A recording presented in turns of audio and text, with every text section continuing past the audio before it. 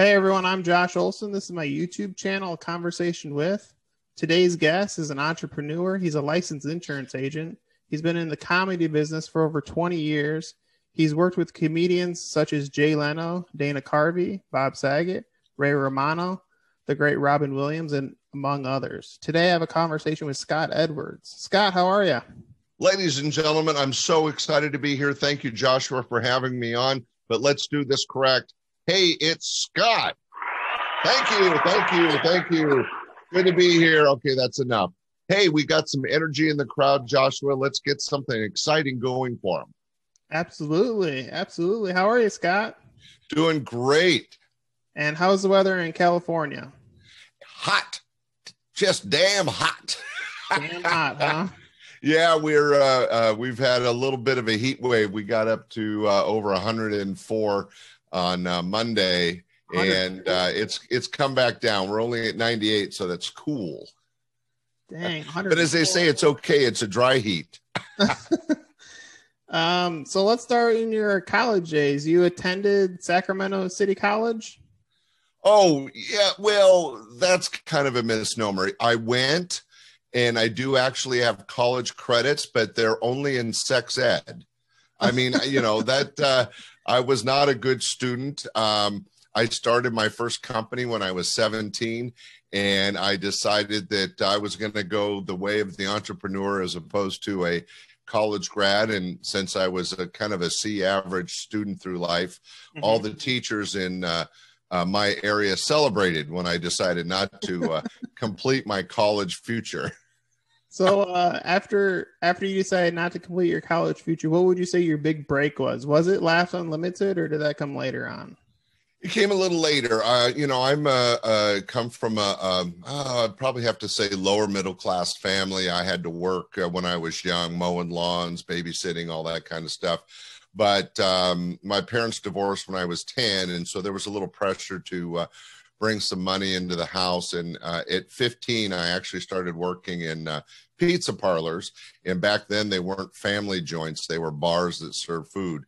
And it was a great education and kind of helped me build that work ethic that I needed. But my first big break was I was the night maintenance janitor for a overnight for a motel. So I'm cleaning toilets and buffing floors. And one night I was kind of hiding from the boss, and I was in the bar. I was not 21. I was 17. And I was just kind of hanging out. And I heard these two guys talking about making money on the weekends, painting lines in parking lots. So I said, man, I hate being a night janitor. So I quit my job. I went and talked to other company owners that did, it's called striping, painting the lines in parking lots, and found out what they charged and how they did it. And I didn't have any money. I was 17, living in my car most of the time. And so I had a buddy that just got a $500 inheritance, and I just talked him into using that $500 to buy a paint machine. And then we're like, well, how are we going to get to the jobs? Hey, our friend Paul has a van. So we went to Paul. We said, hey, you want to be part of a company?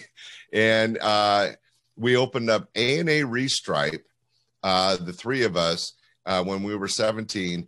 And we toured all of Northern California. We did all the McDonald's, all the Safeway stores. Oh, wow. We made $1 per line. We ended up growing it. We ended up doing asphalt work and cement work. And after about 2.5 years, I sold out of it. But what's interesting is that company is still operating today. The third guy, Paul, that owned the van, he kept that company. It was a good, viable company. And later on, he brought his children into it. And that company is still operating in Northern California today. So I take a little pride in that. I started it, and it's still operating. And it's been, I don't want to say how many, for 50 something years. But anyway, it was something that was a great learning experience. And then when did Laughs Unlimited come into the picture? Well, after the small construction company, I did decide I wanted to get into music production. and I opened up a company called Sounds Good Music, and we were doing portable disco for high schools and weddings and bar mitzvahs and stuff. Now, keep in mind, I'm going to age myself. We were playing disco before the movie Saturday Night Fever hit back in the late 70s. And again, I didn't have any money, so I got a buddy that had some money, and we bought some sound equipment. And I had another buddy that had a truck. And all of a sudden, we had a company, and we were doing these gigs all over Northern California. And then disco hit. So we caught the wave just right, and we were playing disco dances and, you know, the mirror balls and the flashing lights. And I was a professional DJ. I did some radio at the time. And that company is still going today. Oh, wow. I sold out after a couple of years, but the company is still going today. It's called Sounds Good Music in Northern California. So those two companies that I started are still operating, which leads me to what you asked about, Laughs Unlimited. Now, that's my real claim to fame. It was in August of 1980. I was 24 years old. And I'd been selling life insurance just briefly, and I got on vacation to Los Angeles, and my father, who had a great sense of humor, said, "You got to go by the Comedy Store. There's a room in Westwood, which is right next to UCLA University." And I took my then girlfriend, soon to be wife, soon to be ex-wife, to a show. And I never seen stand-up comedy, was not really known at the time. And we saw Dave Coulier, Sandra Bernhardt, and a few other comics. And I go, man, this is amazing. And on the drive back from LA, I told my girlfriend, I said, man, Sacramento really needs this. And I went bankrupt, so I didn't have any debt. I wheeled and dealed my way into the use of a banquet room for no cost. And I started booking comics, and we opened up the club, Laughs Unlimited. And I ran it successfully, grew it to a company size of 3 comedy clubs, and sold and semi-retired after 21 years. And coincidentally, that business is still going today. That's awesome. It just celebrated its 40th anniversary. So when you first started, how did you go about booking comedians? Was it just by word of mouth, or how did you go about that? Well, keep in mind, Joshua, that this was before the big wave of comedy being really hot. When I opened my club, there was only 12 comedy clubs in the entire U.S. It was a real new entertainment format.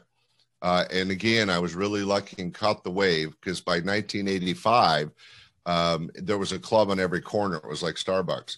But in the beginning, what made me successful is that I have the entrepreneurial talent to ask people. I'm not afraid to ask how things get done. So before I opened, I talked to other club owners. You know, where do you get your comics? How did you open your club? How do you fix the pricing?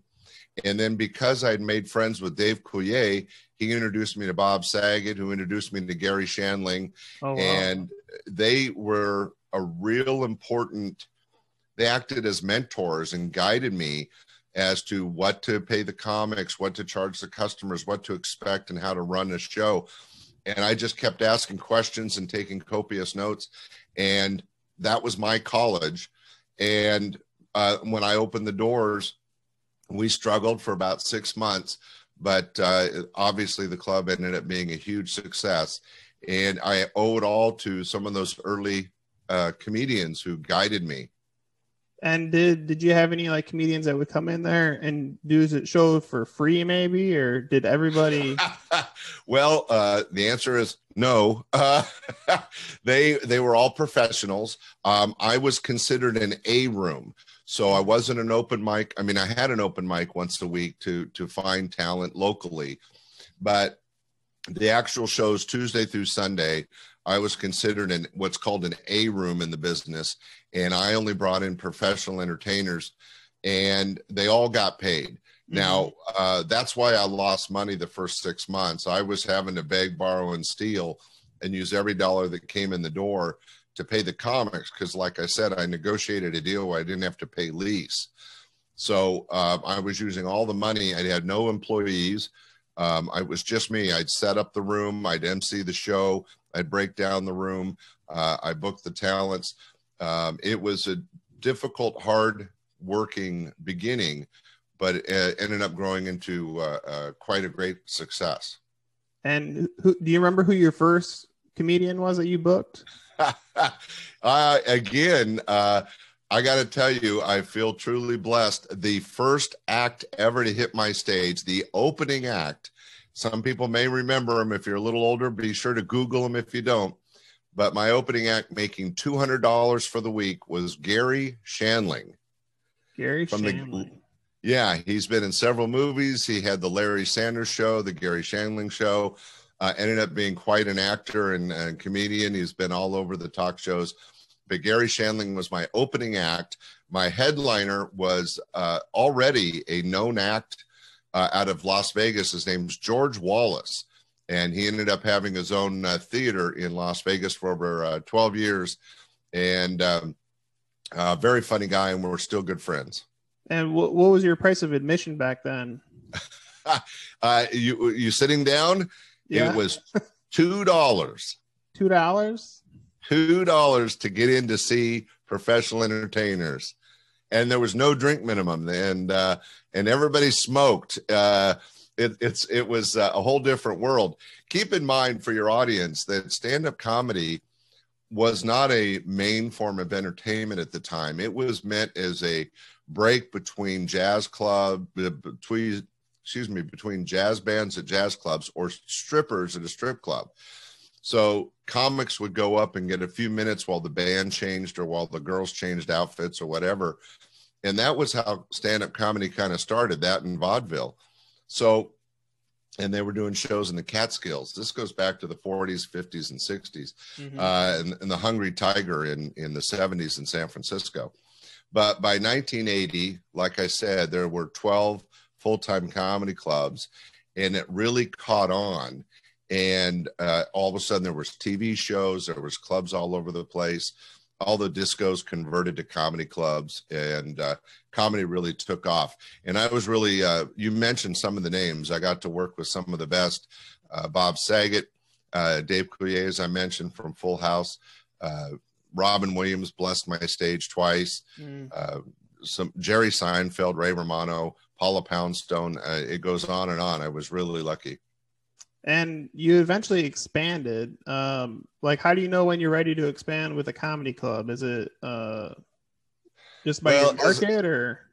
It's as an entrepreneur, I was always itching to open another business, and it took me a few years to really get the main club situated financially that it was making money every week after week. But I felt, I guess it was just a feeling, okay, it's time to expand. And I opened a club across town. So Sacramento is a pretty big town. We have over 1 million people. I was in the tourist area. So I opened a small club, a satellite room on the other side of town. And that did really well. And then we're real near Stockton, which has a big university, a law school. So a couple of years after that, I opened up a location in Stockton, California, right next to the university. So at my peak, I had those 3 comedy clubs, but being kind of the antsy entrepreneur that I am, every year I had a project. I also opened a couple restaurants, Sticky Fingers and the Art of Pasta. And I had a couple art galleries. I got into animation and was dealing in animation cells before those got popular. And had a lot of fun. I wrote a book on that. And obviously you had a lot going on, but to have successful businesses and then keep opening them, you have to have good people around you. Just talk about some of the people that you get around you running these places for you. Yeah, that's really a good question, Joshua. Congratulations. I have not been asked that before, and that's a great question for an entrepreneur because it isn't a one-man operation. You have to build a team. And I started off with a couple high school buddies that once the club kind of proved itself, they came in and started working for me. One of them got laid off and needed a job, and I gave him a job. and I built this team. But I've always worked better with women for some reason. And I found some really strong-minded women that could help build my company. So between a couple high school buddies and a couple important women in my life, that formed the core ownership or the management of the business. Coincidentally, one of the young ladies that helped really get things going, her name's Lynn Stobener, was my best friend's little sister. And she started helping out just as a hostess when I was just getting started. She was young, just out of high school, and she started inviting her friends in to make a little extra money on the weekends. And they ended up being the core supply of hostesses, waitresses, and all that all through those early years. And one of the young ladies that came in when she was 19 got hired because she fit the jacket. I had all my hostesses in tuxedo jackets. Okay. And the only way you could get the job is if you fit the jacket. So this girl came in, her name was Jill, at 19, and we started off as a hostess. And that young lady ended up being a hostess, and then in the kitchen, and then a kitchen manager, and then a bar back, and then a bartender. Oh. She ended up actually managing one of my restaurants, and now she's my boss. I married her. Oh, wow. That's awesome. Yeah, she worked for me for almost 20 years, and about 15 years into it, we thought, hey, this is pretty good. Let's get married. And we've been married 22 years now. Oh, that's awesome. So congratulations. We joke that I raised her as one of my own. So you went through all these people, and you mentioned friends and like mentors, but you never mentioned family. Talk about, was it just because they didn't have an interest, or is there something that you don't work with family? Or? Well, no, I think that in that group that helped start me off, there was family. It wasn't my family, but like my buddy and his little sister, and then her friends.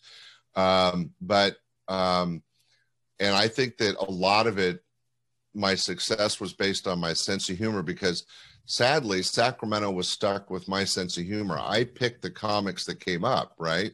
As the producer, I decide who's funny and who's not funny and who to present at the club. And my sense of humor comes from my father, so I have to thank him for that. But the short answer is no. I did not engage with family. I didn't have a very big family. I was the eldest of 3 kids. My brother was more on went down a different path and ended up spending most of his life in prison. And my sister has got her own baggage, and she ended up living in a cabin in Colorado. So we're 3 totally different kids. And I, maybe being the eldest, or maybe having the responsibility of helping bring money into the family at a young age, had more of a stronger work ethic and that entrepreneurial spirit. But other than that, so the short answer is no, I didn't use family ever. And I don't know why, except that they would have sucked at it. Right. Oh, here's Uncle Bob.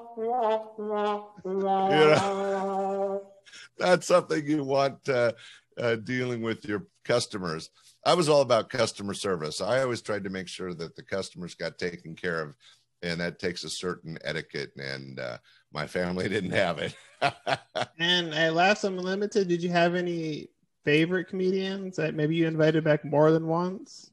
Well, I found that you had to, the comics had to build a reputation, because they're not famous until they're famous, right? So Jerry Seinfeld worked for me for a couple of years before he got quote unquote famous and got the Seinfeld Chronicles and then the Seinfeld Show. And Ray Romano worked for me several times before Everybody Loves Raymond came along. Dana Carvey, Bob Saget, and Dave Coulier got Full House and ended up recently doing Fuller House.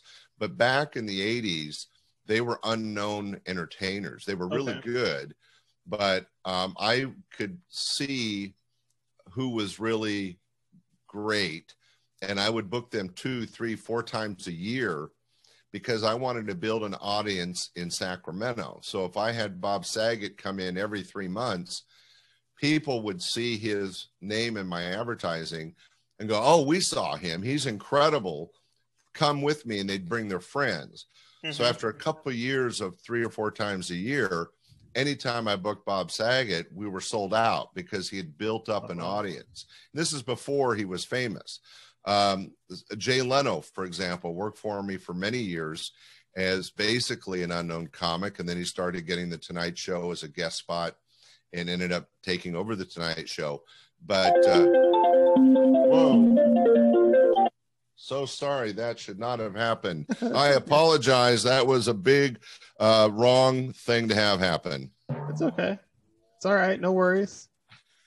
All right. So edit. Here we go. Anyway, all these famous guys weren't famous at the time. And then when they became famous, I mean, as an A-room in the entertainment business, Laughs Unlimited, my club, was like college for these guys. Mm-hmm. So they had been doing comedy for a number of years. They started working A-rooms like mine, and then they would get discovered. You know, they would go on the Tonight Show, or they would go to the Comedy Store in LA. Some producer would see them, and boom, they'd be offered a sitcom. Now, keep in mind that out of thousands of entertainers I had, there were several hundred that were really, really funny and entertaining. There's a lot of people I can name: Steve Bruner, Tim Bedore, Bruce Baum, Larry Miller, Larry Wilson, tons of them that are really as funny as the guys we're talking about, but they didn't get what I call the golden ticket. Mm-hmm. They didn't get that offer for stardom. But the Bob Sagets, Dave Couliers, Jay Leno, Dana Carvey, the people, Ray Romano, that got seen, got the golden ticket, and then got a sitcom are the names that you and I all know. Mm-hmm. But there's a good 100 people behind them that are just as funny, that just never got famous. It's kind of like baseball or professional golf or even football. You remember the 1 or 2 stars, but there's a whole bunch of other people that are talented behind them. Yeah, exactly. I hope I explained that well without the interruption. No, you did great. That's awesome. So let's kind of move closer to the present. Sacramento Entertainment Agency. You started it in 2009. Talk about a little about that. Well, once I got out of comedy, I opened up a travel agency for a while. I ended up being a fleet director for the Ford Motor Company. I was doing a couple different, more normal jobs, and I really missed being a part of comedy and show business. And to keep my toe in the water, I formed the Sacramento Entertainment Agency to be able to produce charity concerts and I'm a professional MC and work as a professional MC for these charities and produce shows. And so I could still book some of my old friends from the industry and keep producing shows. Now, I don't do it a lot. I do maybe 4 to 6 shows or events a year. This last year, that didn't happen, but we're picking right back up, and we have a couple coming up later on this year. And what's great about it is I get my stage time because I really love the stage. I don't know if you knew this, Joshua, but I emceed almost all of my shows. So from 1980 to 2001, over 20 years, I was on stage 6 or 7 nights a week, sometimes 2 shows a night, opening and emceeing the shows. So I have a lot of stage time. What did you do when you had multiple comedy clubs? I trained other people I would go and MC and train somebody that to do what I do. So that's a good question too. Joshua, you're like a professional podcaster. These are great questions. I'm far from that. As long as you're having fun, right? Yeah, as long as you're having fun, that's all that counts. Exactly. Well, you're doing a great job, and these are great questions. But yeah, I would have to train people to MC and cover the stage when I couldn't. Now, most clubs use the opening act as an MC, and I had done that on occasion. but I have found that when you have an opening act being the MC, he's still trying to be funny and compete with the other acts, and you don't really want that. I think it's important that the acts are each presented individually and made to look good. You know, as a producer, my job is to make everybody that goes on my stage look like a star. Makes sense. And then you strictly book entertainment, or do you like book the venue? Do you do the whole 9 yards, or just the entertainment? No, as a producer, you're kind of responsible for everything. For example, I've done several concerts with Jay Leno, Yakov Smirnoff, Jerry Seinfeld, Dana Carvey, and these are outside of my clubs. So I would have to book an event, for example, the Sacramento Convention Center Theater. It's got 2,400 seats. I have to pay a deposit. It's like Bill Graham as a concert promoter. You have to put out money. I would risk maybe $12,000 paying for the venue, paying for the lights and sound, and paying the entertainers. Hope I would sell enough tickets to reap a profit and produce a one-time event. Luckily, I was always successful at that and did it for several years. And you don't have to say, but I'm going to ask the question anyways. If you don't want to say, you don't have to ask. Talk about booking these people. You're talking about Jay Leno. You're talking about Bob Sag. You're talking about Dana Carvey. Talk about the price tag of these people. Well, generally, an opening act might be making anywhere from $150 to $300 for a week of work. A featured act might be making anywhere from $300 to $800 for a week of work. The headliners, the A headliners, nobody ever really made less than $800 for a week, but I paid as much as $15,000 for one night of entertainment, and that would be Mr. Leno. $15,000, and he does 2 30-minute shows or something like that? Nope, one show. Just one? Yeah. Oh, yeah, wow. They when you get as big as Jay and Jerry and some of these guys, it can be expensive. What was interesting was that Jerry Seinfeld was actually the opening act for somebody not making that much money, and then a year later he was making 3 times that money. So it just depends on their value and what they're worth. And me as a producer, I have to decide, can I recoup that money? In the case of paying Leno $15,000 on that one event, I brought in $24,000. So I risked quite a bit, but I still made, $5,000 or $6,000 for one night's work. So a lot of people say, well, you're crazy because you're risking a lot of money to make a little bit of money. But hey, that's show business. Yeah. Yep. And then you're still doing that, but you also have an insurance agency now. You just started about 6 years ago, I think. Is that correct? A little bit longer. I've been in insurance about 10 years. I opened my own agency about 8 years ago. But new news, Joshua, you're the first to share it with the public. I just sold my agency so I could semi-retire. As of April 1st, I no longer own Scott, the Insurance Pro, was my agency. I'm a farmer's agent. And a new young man took over the agency and my staff. I stayed on as a producer and someone to take care of my clients. But I'm getting up in age, and I've been working hard since I was young. And so I'm starting to work less so I can focus on my podcast and my things that I enjoy, like still booking comedy shows. Mm-hmm. For me, that's even though I make a little money at it, it's more for joy and entertainment and hanging out with friends. Talk about your inspiration to start an insurance agency. What brought you to that? Well, that's, as an entrepreneur, you're always trying to decide what you want to kind of enjoy your work. It's about customer service. I like customer service. But I'll be honest with you, Joshua, I was selling cars and I was making a crap load of money. Mm-hmm. And what I realized was, and I wasn't selling cars like, hey, you want to buy a watch? The guys on the front line. I was a fleet director, but I was making really good money. I put all the police cars on the ground in Elk Grove, California. Oh, wow. I do a lot of fire vehicles.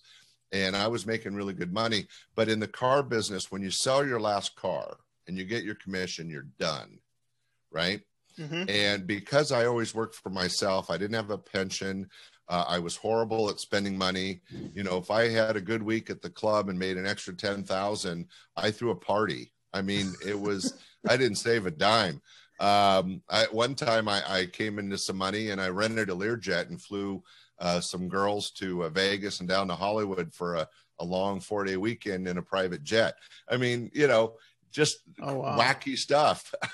But I didn't save any money, which a lot of people said I was crazy, but I had a really good time, right? Mm-hmm. But I was getting older and I was in my 50s and I didn't want to keep selling cars. And I really thought about what would be the right industry. So without my wife's permission, I quit my job and I went into insurance and opened my own agency. And that's a really hard way to go because you're starting with 0 policies. You have to build it up and build up your client base to make residual. Right.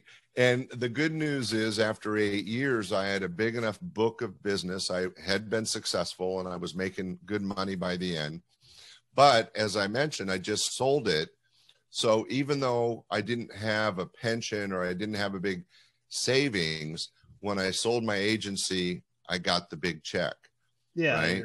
The business, my investment of time. Yeah. My sweat. Right. My book of business, my sweat equity, my good customer service had built my agency so that it had what's called a book value. Mm-hmm. And when this young man came along and bought it, he paid that book value, and that allowed me to kind of have my, pile of money in the bank, my retirement. Your freedom.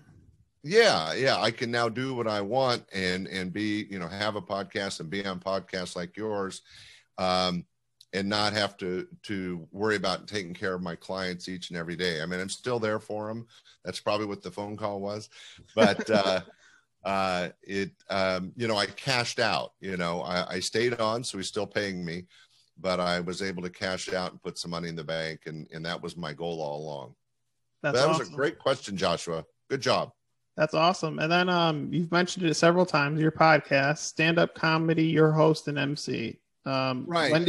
How long ago did you start it? Yeah, it's only been going about 14 months.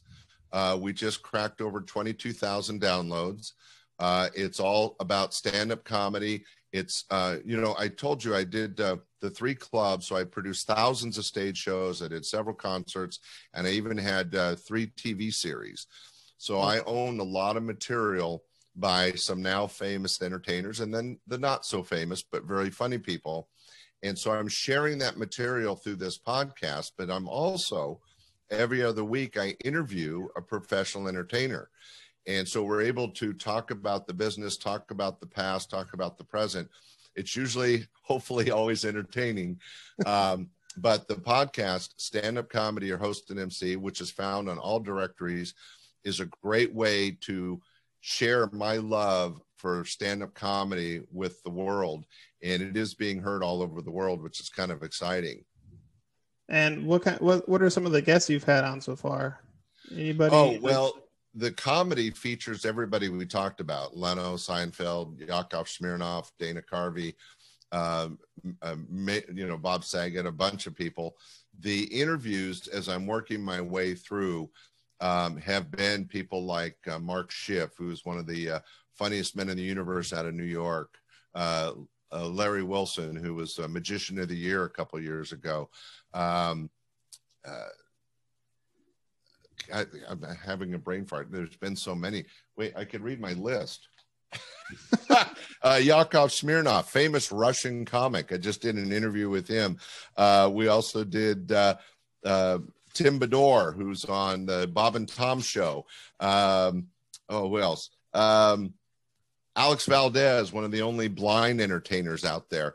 But there's just like, I've been doing this for a year and a half. I should have all the names right in front of me, but listen to the show. You'll find somebody you like. Awesome. That sounds great. Yeah. And then I throw in some bonus episodes every couple of weeks. I do what's called Audience of One. And the comic tells 3 to 5 minutes of jokes or a story, and I'm the only audience laughing, but it's pretty entertaining, and it's like 3 to 5 minutes, a little bonus shows. That's awesome. Scott, thank you so much for taking the time to talk to me today. I really do appreciate your time. You know, Joshua, you asked some really great questions. You're doing a great job. Everybody out there, let's hear for Joshua. Nice job. Thank you so much, Scott. Great job, sir. Thanks for having me on. All right. Have a great rest of your day. Thank you.